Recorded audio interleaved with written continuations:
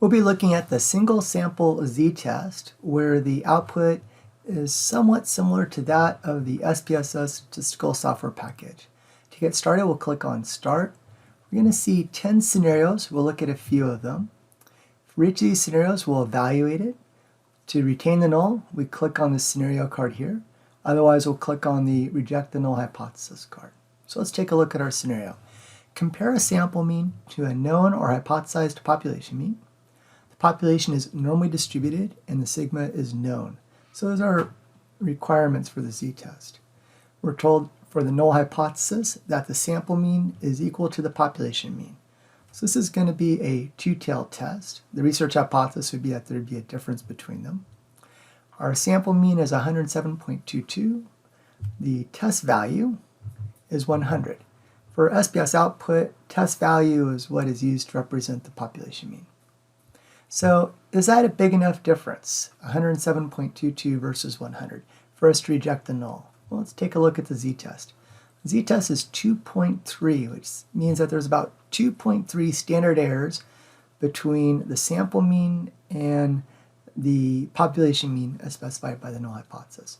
The probability of getting this difference, or significance two-tailed, is 0.021. So in this case, we'll reject the null hypothesis because our significance two-tailed, for a two-tailed test, is less than or equal to our alpha level of 0.05. So we click the Results Statistically Significant card here. Okay, for our next scenario, and all 10 scenarios are going to say, compare a sample mean to a known or hypothesized population mean. Population is normally distributed and sigma is known.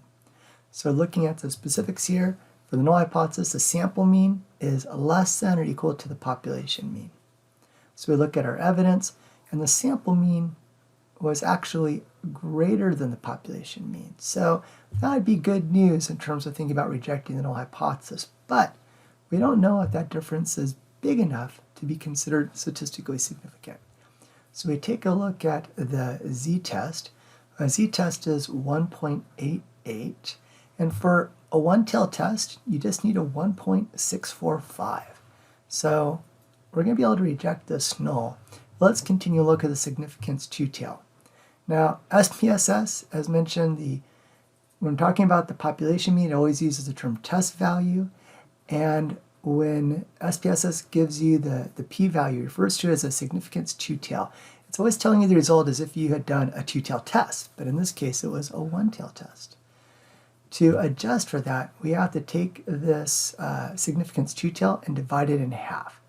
So if this had been a one-tailed test, our significance or p-value would be 0.03.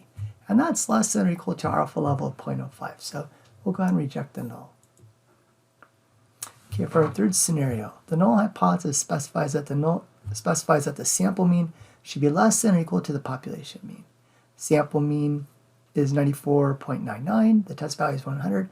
Our results are consistent with the null hypothesis. So we don't have to look at the z-test, we don't have to look at the significance two-tail. We know we're going to retain the null hypothesis because the results went in the direction expected by the null hypothesis. So there's no reason to reject it. Okay, looking at our next scenario, the sample mean, according to the null hypothesis, should be larger than or equal to the population mean.